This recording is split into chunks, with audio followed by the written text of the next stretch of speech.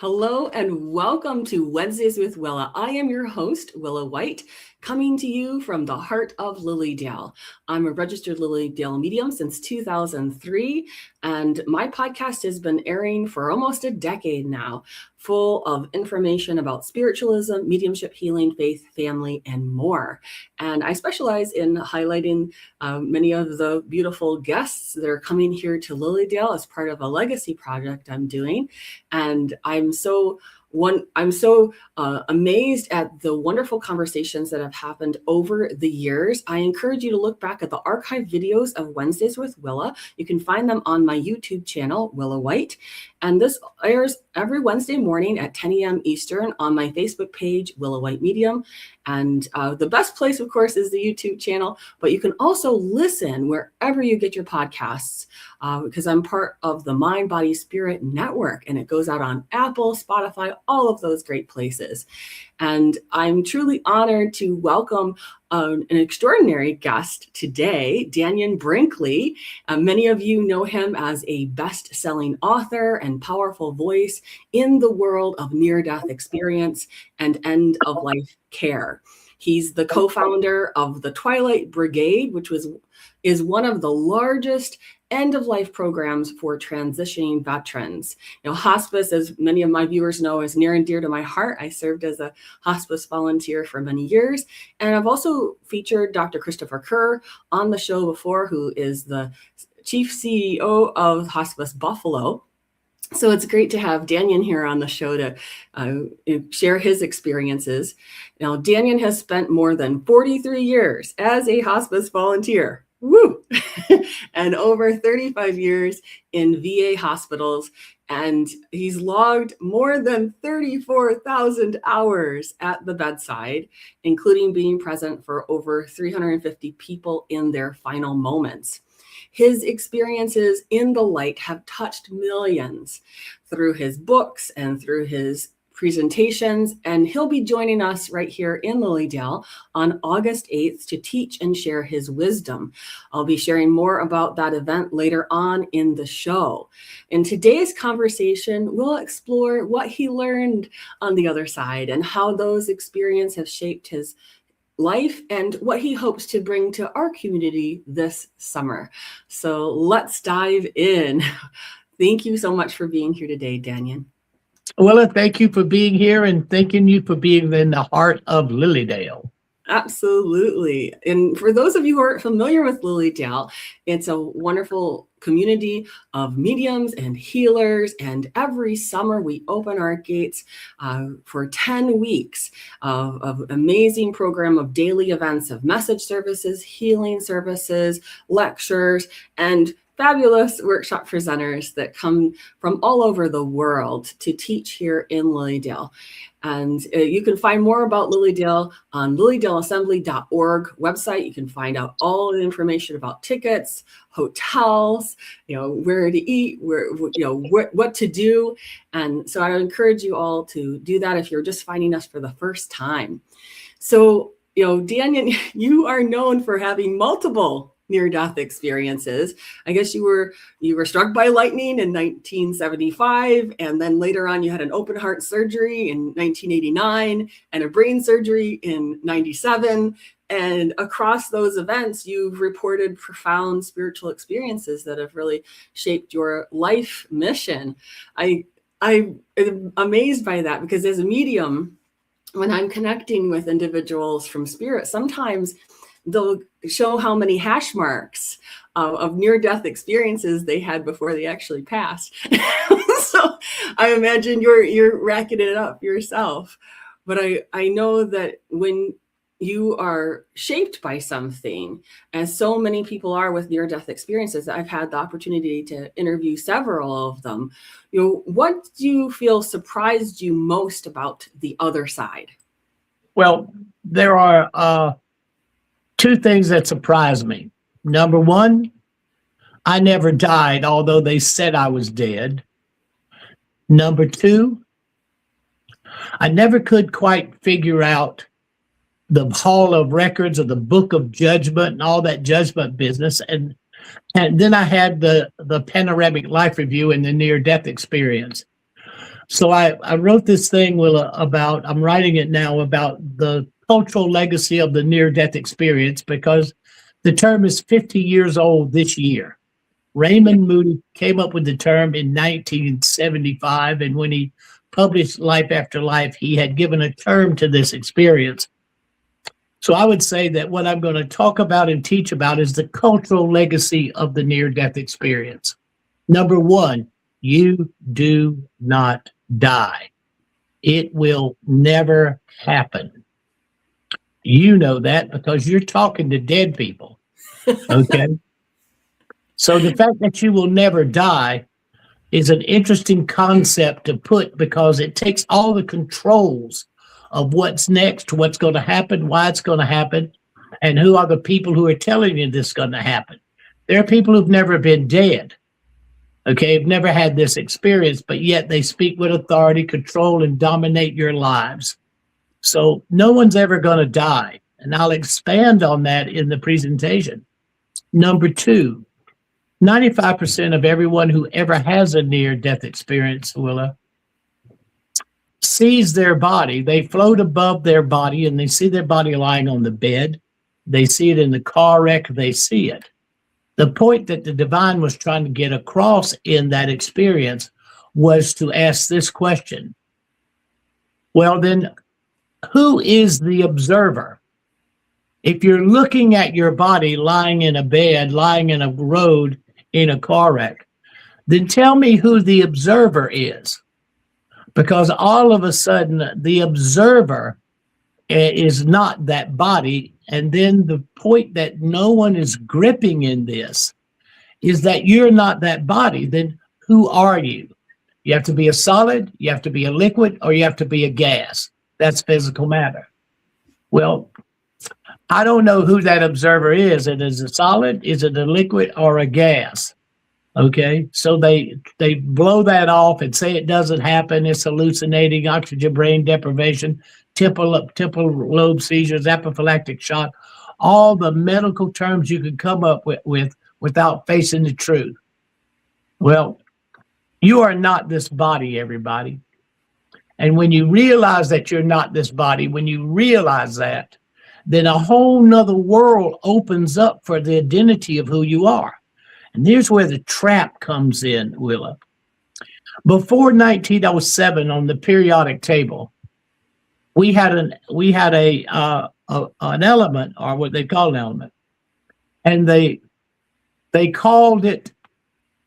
Oh, that just slipped my mind. Well, what they did is they called it. I'll tell you in a second, but let me go on. Sure. They had a name for an energetic pattern, and they took it off. Okay, in 1904, they took it off. When quantum came into existence, they came up with the term plasma.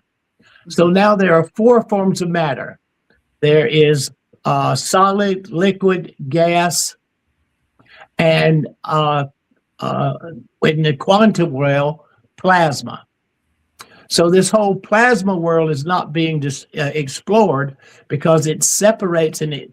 And why they took it out of the periodic table was there was too much energetic healing happening with the things of the scientists of the 1890s to the 1930s using energetics to heal with orgone energy, Rife, all these machines that were reacting energetically. So number one, you're not going to die. Number two, you are not this body. Then who are you? You're an electrical being, a great, powerful, mighty spiritual being with dignity, direction, and purpose. If people put that in their thought pattern and they start paying attention to the fact they're not this body, then the relationship to your true spiritual identity becomes more prevalent. And I am desperately trying to push this forward because grief, trauma, and bereavement become the crisis that we're going to face in the next 20 years, because all of the people in my age group, the baby boomers and those just a little older than me, our time is coming to an end. I'm 76 years old. So I have a good idea about how long this is going to happen and how long I'm going to be here, and what do I expect. But what happens to the people who stay behind? And what happens to all the lies and nonsense that you're being told? I was watching the report today about the whistleblowers from the CIA describing that the pandemic literally was a planned exercise to see how people react. A planned exercise to see how people react. That's probably killed 4 million people. So and this was all over the news this morning. I saw it this morning. So I really think that what people have to do is get a grip on the reality. You know, you have to get a grip on reality and understand that you're an electrical being.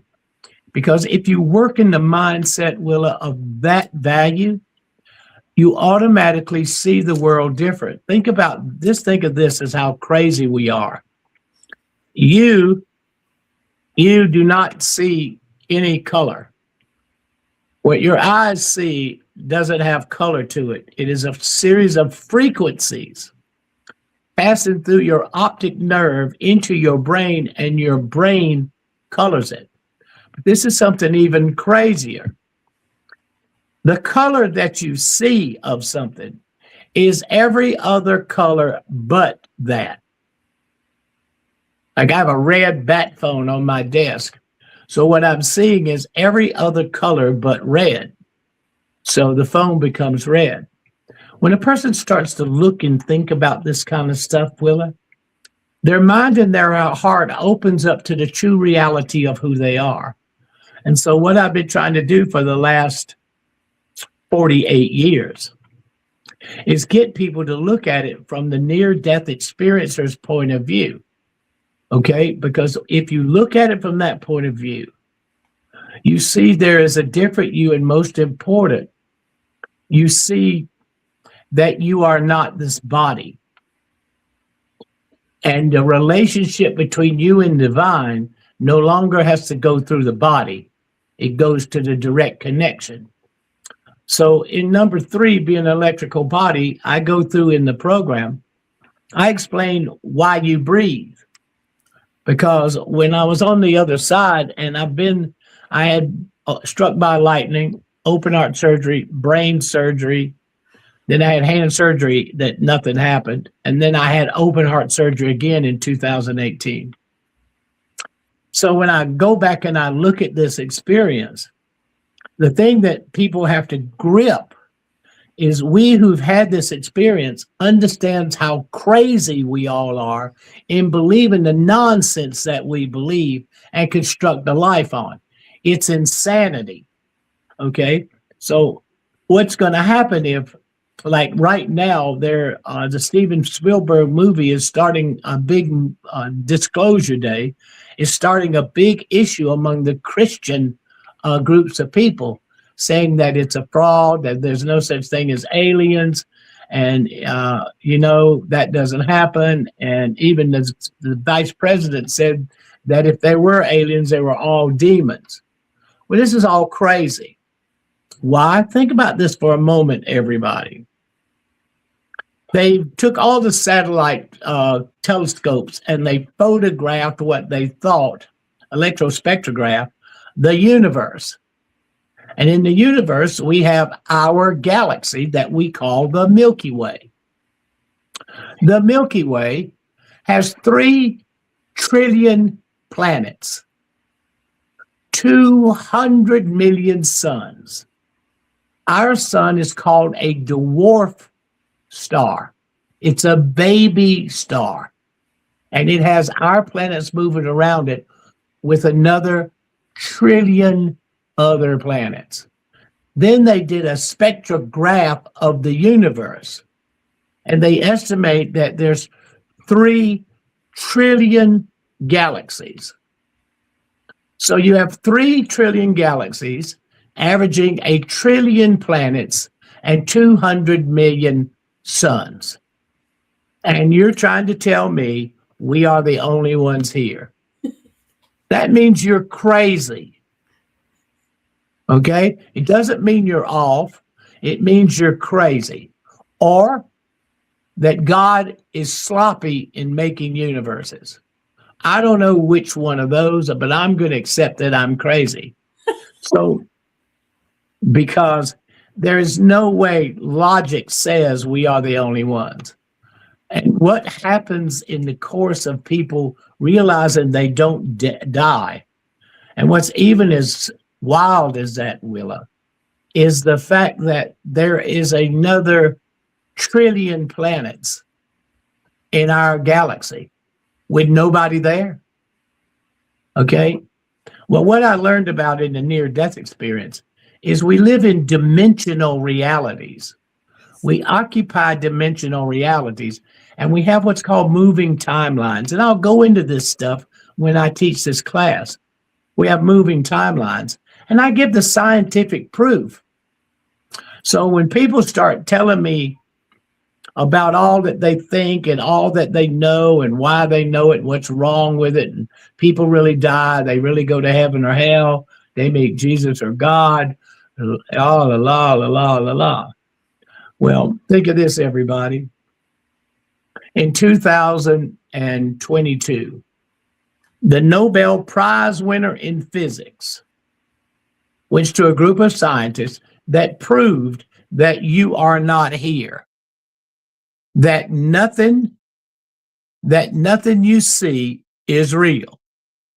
It is a construct that we're living in, not like a virtual reality, but something like that. And they gave the guy the Nobel Prize in science, in physics, for discovering that we are not here. Well, I don't really know where you put that in your mindset. I don't know where a person puts that, or that is the scientific evidence gathered by these people electrically and energetically looking at reality win a Nobel Prize. But once that happens, people need to stop and realize that they are an energetic being. And how do you reinforce the quantum nature of our reality? Then just go look up how a cell phone works. If you look up how a cell phone works, you all of a sudden enter the quantum levels of reality. Okay, well, if you didn't have a cell phone, there's a possibility you can keep believing the stuff that you were believing. But if you have a cell phone, there's a whole nother reality. So I think that the most important thing that I gained from the near-death experience, other than seeing the future for 50 years and writing it down in Saved by the Light, and realizing that now 96% of all that stuff has come true. This is the most important thing. The panoramic life review. Everybody, you will see your entire life pass before you in a 360-degree panorama. You'll watch it from a second-person point of view as though you were your own best friend, which shows the divine sense of humor. When you look at yourself from your best friend's point of view, if you're really up and happy and excited and egomaniacal, then that best friend will pat you on the shoulder and calm you down. If you're depressed and sad and have anxiety and you're going through a hard time, that best friend will pat you on the back and lift you up. And you'll see your life from that point of view. And then you will literally become every person that you ever encounter. And you will feel the direct results of your interaction between you and that person. The direct results of your interaction, not what you thought, but what they received. And what happens in that course is it's your intention. It's the intent at which you said it that has to be looked at.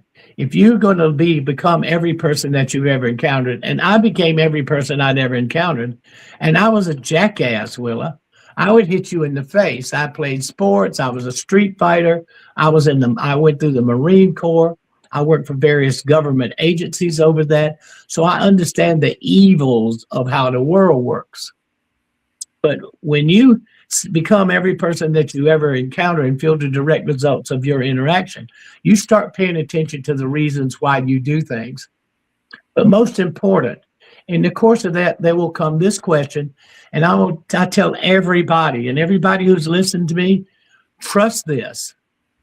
If I'm going to be every person that I ever encounter, and I'm going to feel the direct results of my interaction between me and them, you think I'm telling you a lie now? You have to be crazy to think that. I'm going to be responsible. So forget that. Yeah. This question will be this.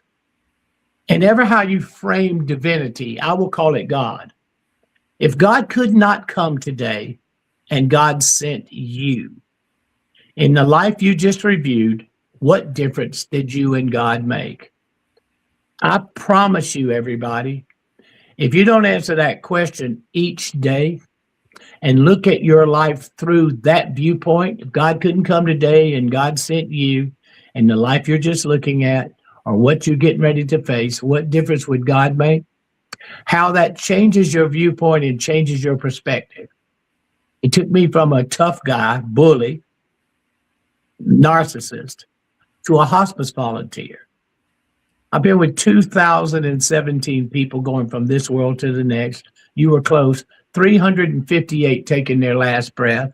And I have my 2018 person now, Mark, 10-year Army veteran. And most of my people are veterans. But when you have that, when you know that the only thing that's going to really matter next is the difference that you realize if God couldn't come today and that's why you're here, then at that point, everything shifts. And when you have to face yourself, that's the dynamic of transition. And mine is to empower. What my lessons or teachings are about is to empower people to be able to make the right choices and not get so caught up in that fire and brimstone business. Because if I didn't go to hell, nobody listening to this is going to hell. Okay, so forget it. That's my story, and I'm sticking to it. Absolutely. What an amazing journey you've been on, and to have this wealth of the experience, not just in the near-death experience, but helping other people as they're crossing to the next and making that conscious step and coaching them. Well, combat veterans, think about this. Yeah. Combat veterans. Combat, that means you kill somebody. And what you go through and what you're thinking about with all Christendom, as you're facing that and you realize the foolishness and insanity of war, and you're facing that, then you have no doubt that you're going to hell. No doubt. And everybody's telling you that's what's going to happen, and they want you to be saved. Well, I don't know where that saved at the last moment came from. And when I was trying to research it and understand it, because I wasn't a big religious person, everybody, and I'm from South Carolina, so everybody goes to hell down here, Well, and I've been told I was going to hell since I was about 5 years old. So it's never happened. It's never happened. And so I need people to get a grip. We're living in a new age. And that age is coming, like the Maya said, December 21st, 2012. So we're in like the 14th year of the new age. And so I need people to get a grip. All that business that's going on in the world, in the wars that's going on, every prayer every day should be about stopping war and child trafficking. These are my issues. I am anti-war in 2026. But child trafficking is the most horrendous thing that could possibly be happening. And with that happening and watching what's going on, the damage being done to society by society itself as a whole, holding on to religious ideologies that they're thousands of years old and have no real place to fit in this, like this. When you're going through being dead, and you wake up one day and when it happened to me, Willa, there was no such thing as the near-death experience. Raymond Moody, Dr. Moody, had not named it. I had this thing with no frickin' where to go, nothing to say, nothing to do. So I was researching religion. Okay, think of this. All the Christians got this big deal about revelations. Okay, and then they have this big thing about rapture. Because when rapture comes, all us good Christians and good people, only 144,000 of them, are going to leave the planet. Some spaceship is coming to get them, or angels coming to get them. They're going to leave the planet. And that's the word of God, the exact word of God written in the Bible. Well, when you go and look it up, it was created by a guy named Darby in 1834 in tent revivals. And the word doesn't appear anywhere. So he took concepts and molded into that as his nightly tent revival pitch. And yet you can say that and everybody hopes that they're going to leave in rapture. But it doesn't exist. It's just a story people buy in to get other people to buy in to their nonsense. So when you watch things like that, Willa, and you realize that people lying in that bed and the family members around them and what their value they place upon the person, I believe that evil has its greatest opportunity to manipulate reality and destroy families. I see it happen. Families lose someone. They're fighting over the furniture, what they should deserve. And what happens is the entire legacy of a family is destroyed, and many of them never speak to each other ever again. And when you've been through 2017 of these, you really get a grip on the deceitful nature of how religion, institutions, and governments create a falsehood where we who somehow come back know that it's a lie. It's an illusion and a delusion. Okay? And so I fight this because the quality of end of life and the palliative nature of reality has to be the point where people get a grip. We know so much about chemistry, about this body, we can keep it alive years longer than you're supposed to be here. So here is my final point, and everybody needs to know this. This is a fact. Every breath you take, when you breathe in, before you breathe out, you stop. You breathe in, fill your sinus cavities, you stop, and then you breathe out. The process that is occurring at that moment is you breathe in everything that's around you. Your sensing mechanisms absorb it. Each sinus cavity represents a level of consciousness, and you are divinely connected. You're not separated by that body from God. You're divinely connected through air. And when that stops, you are divinely connected. You set an intention, a value, and you breathe it out.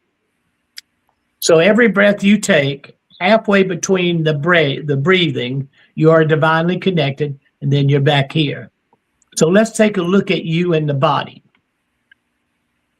Let's say reality is this. You are a half a breath away from leaving here. A half a breath. And you're gone. But what's gone? The sound of your voice. That's the only thing that leaves. The body's still there. All the chemistry's still there. All the proteins, amino acids.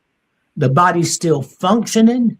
It's still doing things without you in it because of the chemical processes it goes through. But you're not there. When I say that to people, how are you going to argue with me thinking you're that body? And religion has gone so far as to create funeral ways, and that Jesus, and I hate to say it like this, But they're waiting for Jesus to come back with his army of angels to get Lucifer, Satan, the devil, and throw him in the lake of fire. Well, where is this lake of fire? What is this story you're telling me that's 2,000 years old in 2026? That's nonsense. So if you think you're your body, how come it doesn't disappear and go with you? How come? The only thing that leaves is your ability to breathe and the sound of your voice. So the only thing of you that's really here is the sound of your voice. The rest of that just leaves. And what I always like to watch is when doctors start to argue with me about you being your body. Okay. Well, when you take that half a breath and you let that breath out and you are quote unquote dead, then what really happened?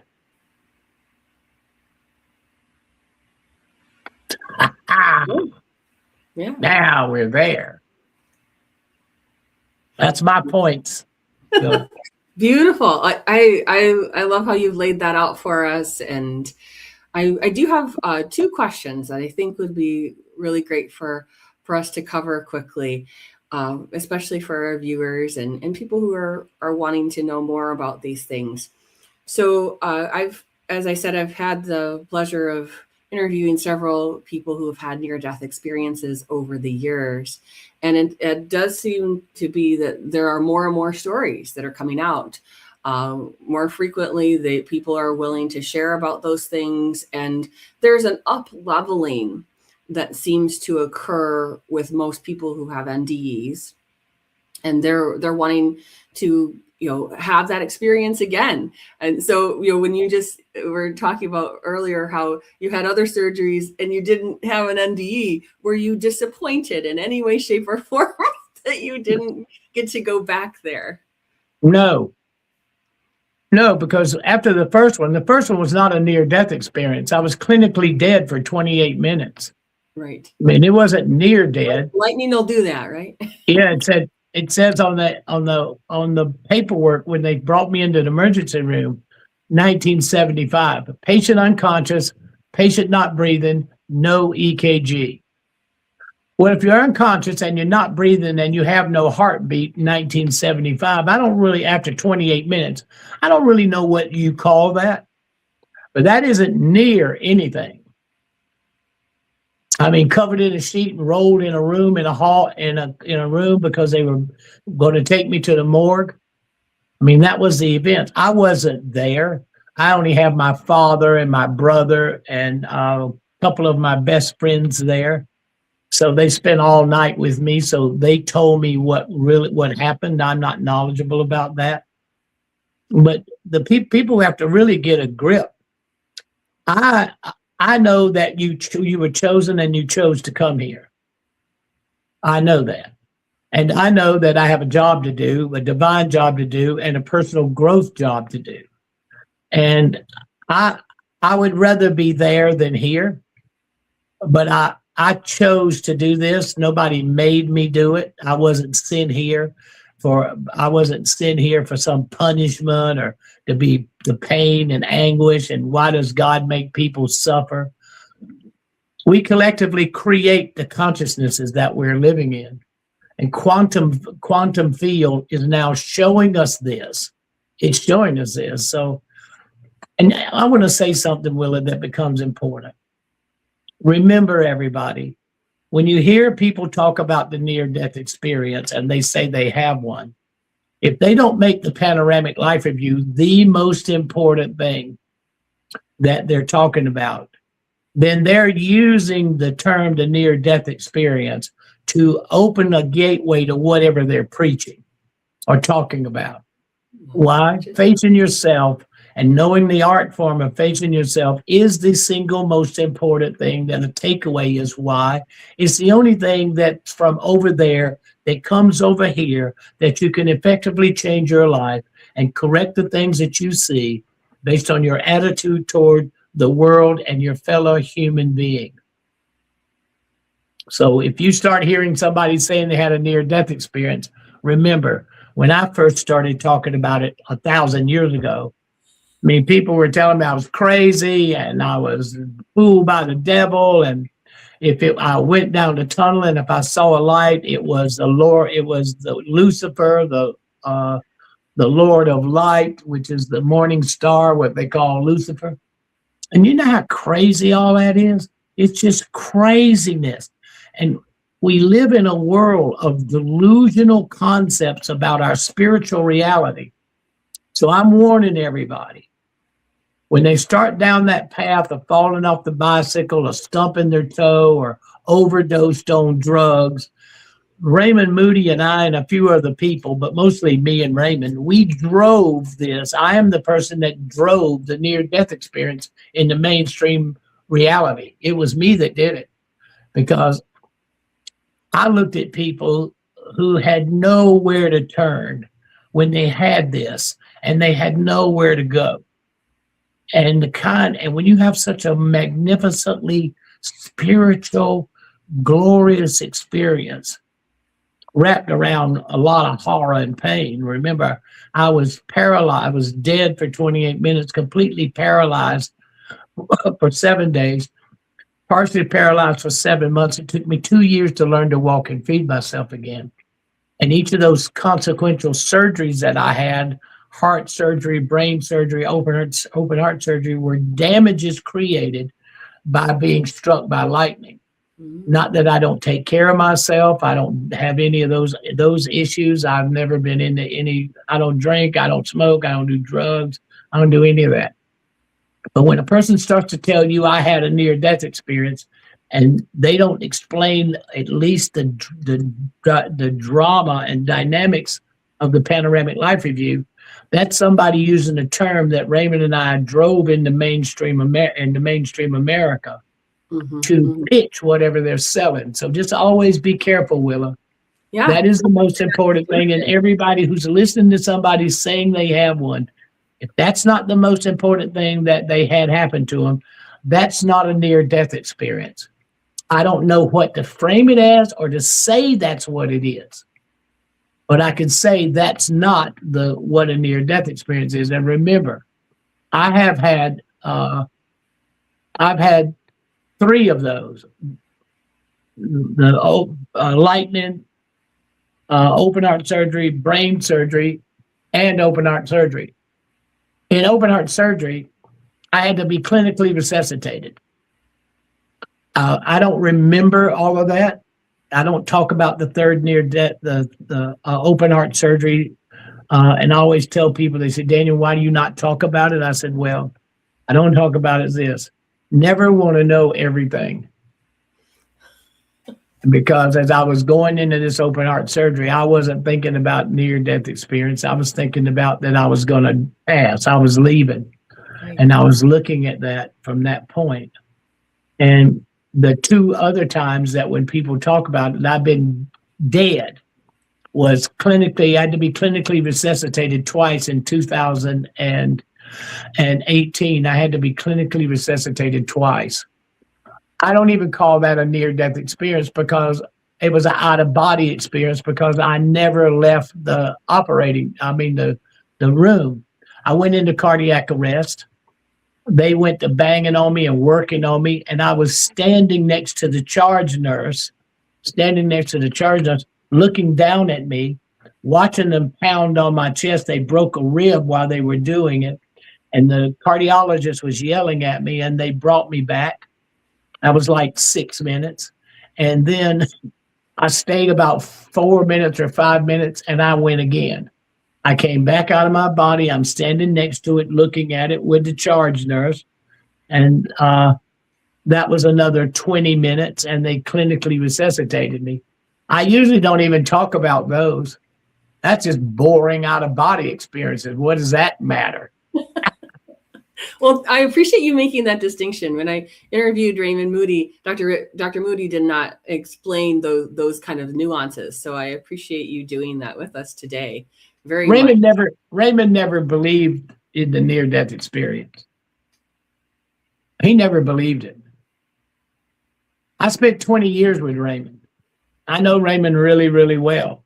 remember, the hospital that they brought me to was the Georgia Medical College. And Raymond was going to medical school, and he lived like 12 miles from me. Mhm. So it was Raymond that saved my life. I mean, if I hadn't had Raymond, I don't think I could have taken it. When you're crapping on yourself and peeing and falling and hitting the wall and knocking yourself out and going from Superman, tough guy, to a helpless little weakling, then you have problems. And so Raymond saved me. We came together and we drove this. I was not going to. Raymond didn't believe it. Raymond, I don't care what Raymond says. I was there in the early days. Mhm. And he had a hard time. He's come around because now you have 25 million people around the world who's had this experience or say they've had it. Mhm. Mhm. Mine are, I just tell the truth, Willa, because I'm not prone to make things up or to create drama or all that stuff. I live in enough drama watching how people deal with grieving and losing someone they love and how much anger they express when a person is leaving them, that they're going to be abandoned. And so many people think that that person is being abandoned and they blame God for taking them when it's a natural process. We have genetic structure that limits the life expectancy. The normal person can live to be 125.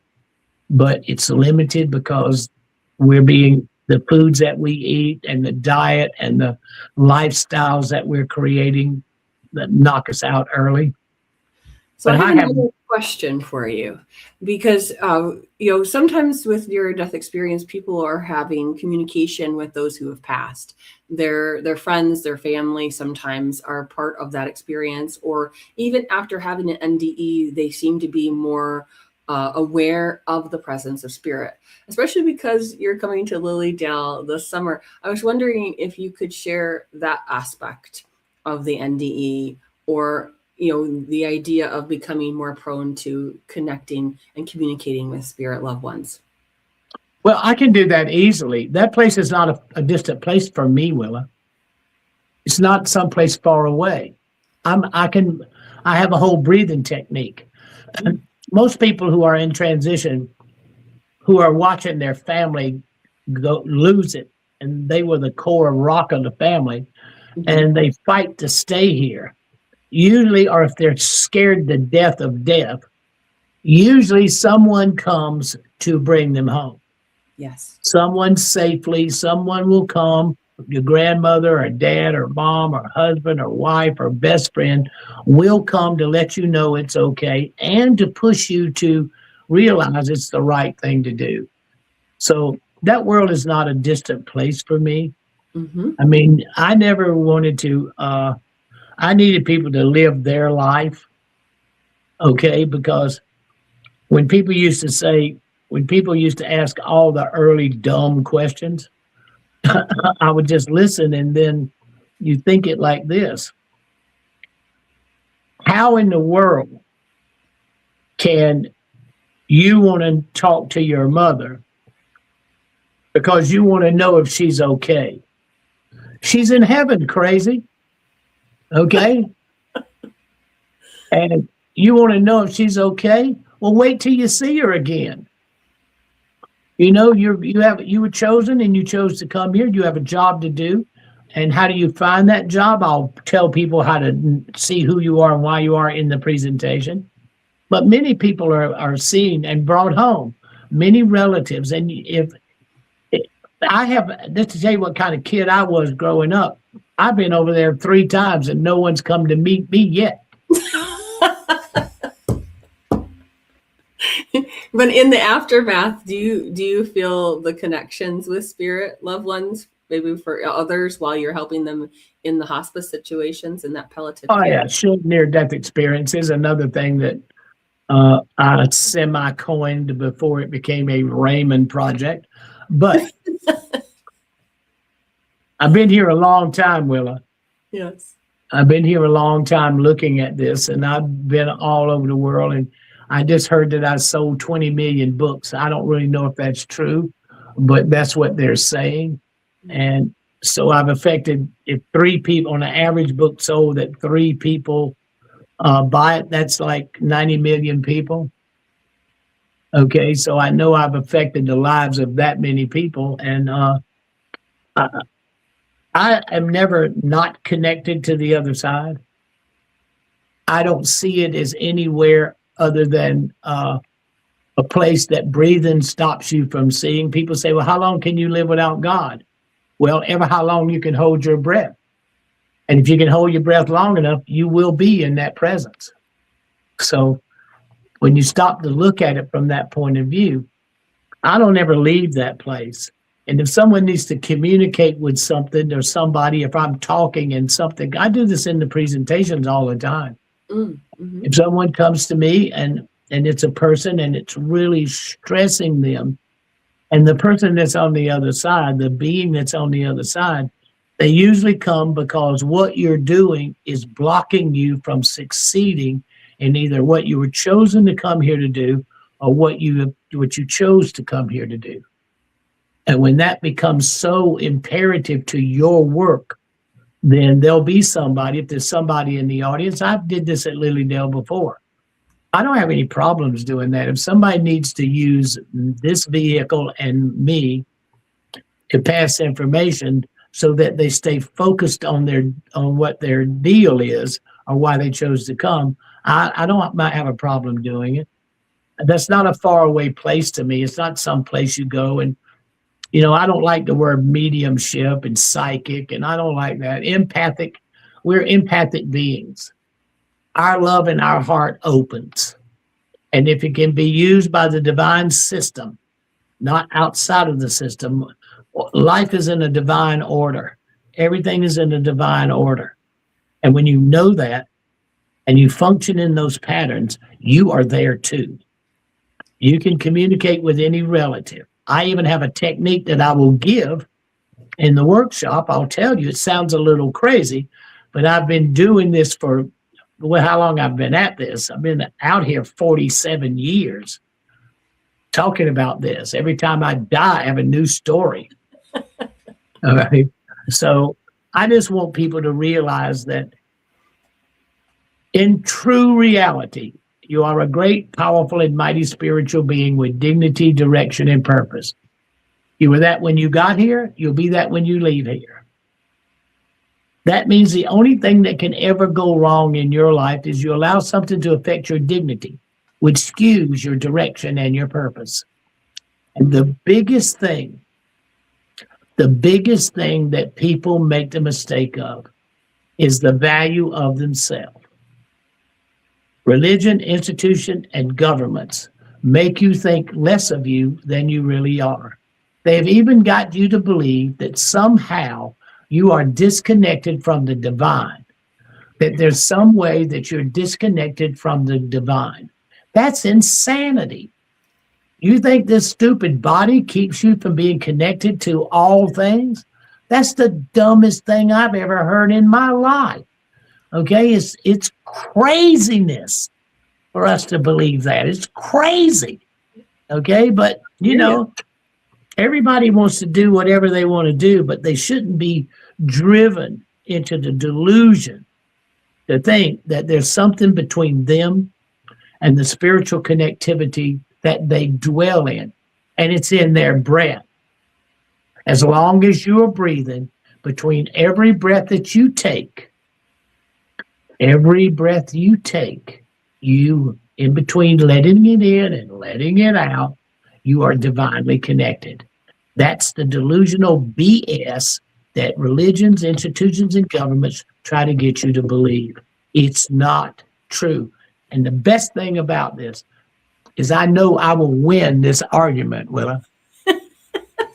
Yeah, you'll have your comeuppance. Yes. Every time when you take your last breath, I don't hope this will happen, but I want them to realize, well, Dannion was right. He was right. So why is Lilydale a meaningful place for you to teach? We're very excited that you're coming this summer again, but why is Lilydale a meaningful place for you to teach? because I want to be an anchor for people to look at reality from a spiritual, insightful point of view. And to be able to come up to Lilydale in the summer and to come up and to enjoy the fellowship and like-minded people of every age, color, and creed who come together and can openly ask questions of me or any of the other spiritual leaders around there, and to participate in it, because Lilydale's been around 500 years like me. And to be a part of that community and to be invited up there, I think is an honor. I mean, I like Lilydale. I like the food. I mean, even the food is good in the restaurant. But the energy of the time and the place of people, I highly recommend people to really look at Lilydale. And if they get a chance, don't miss August the 8th. Put it on your calendar and come a little early so that you can meet people and have conversations. Everybody's open. Everybody talks. People are willing to help each other, care about each other, and build friendships and relationships that when you leave Lilydale, that friendship and that relationship becomes a main cohesive part of furthering your life in a spiritual endeavor. Beautiful, beautiful, Dannion. Well said, Dannion. Well said. That's right. High five. So I just want to let everybody know that the date and time for Dannion Brinkley's event is Saturday, August 8th. 7 p.m. to 9 p.m. here in Lilydale in the big auditorium. And the title of it is The Cultural Legacy of the Near-Death Experience and what it means to us today. Because as Dannion has been laying out for us, the near-death term and building that understanding in the cultural milieu, that people will talk about NDEs more and more, and what they glean from it. As you were so beautifully and eloquently explaining, the compassion, the dignity of the soul, the maintaining of that deep, abiding, divine connection, infinitely and ever present for each one of us, and helping other people to enter into that space of grace. To realize they're already there. But to realize that they're already there, Willa. Yes. It's religions, governments, and institutions that try to tell you something else other than that. You are never separated from the divine. That is also craziness. That's crazy. To think that you can be separated from God. What kind of nuts is that? Why? Because you have a body? Then the other crap that people do, they always want Jesus to be a God, not his teachings. Not love thy neighbor as thyself, or do unto others as you would have others do unto you. Okay? That's the teaching, the Christ consciousness. But everybody needs a person. We need God to be a he and a guy. Why? So we can compare ourselves to it in physical form. How crazy is that? When you look at the Nobel Prize for Physics in 2022 was given to a guy who proved you're not even here. Go look it up, everybody. Just look it up. He proved that reality, as you see it, is not reality, because you, as you see you, is not here. You can read it, and they gave him the Nobel Prize in Physics for it. And people still think crazy. That's right. Crazy. Science is always a bit slow to catch up with what we know on a spiritual level. And it is a beautiful thing that we can live from that sacred understanding instead of embracing the secular world and allowing that to suck us in, to be the vacuum in the world. So I'm grateful that you are here to, uplift and help people to connect, and that you're serving humanity so that they understand that death is not the end, that it's a continuation. It's so-called death, and that we always have that divine link. And I do feel people need to practice that presence of God. Sometimes they go into that dark night of the soul because they forget who they truly are. And I'm glad that you're here to remind us of those things. But they are supported, Willa, in that. They're supported in forgetting who they are because you can't control and manipulate them if they know who they are. So Okay, we'll support them in knowing who they truly are.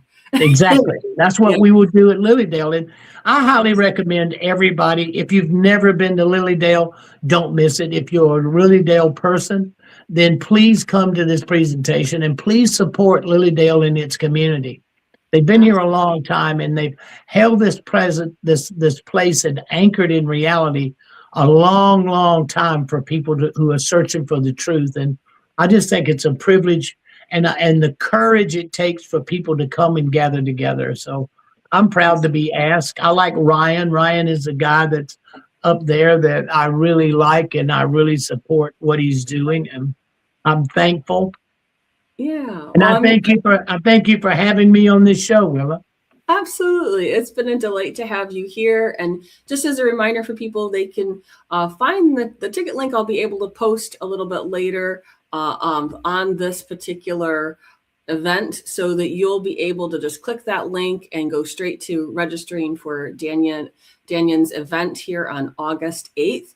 I encourage you to look at the lilydaleassembly.org website for all the other events that are happening throughout the summer.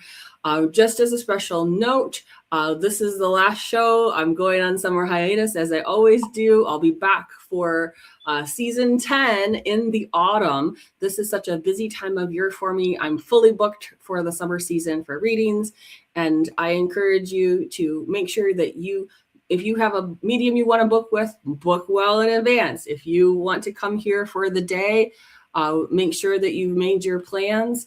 And if you want to stay here in Lilydale, just know that there are hotels, there are guest houses, there are restaurants, and that we're really excited to welcome everybody.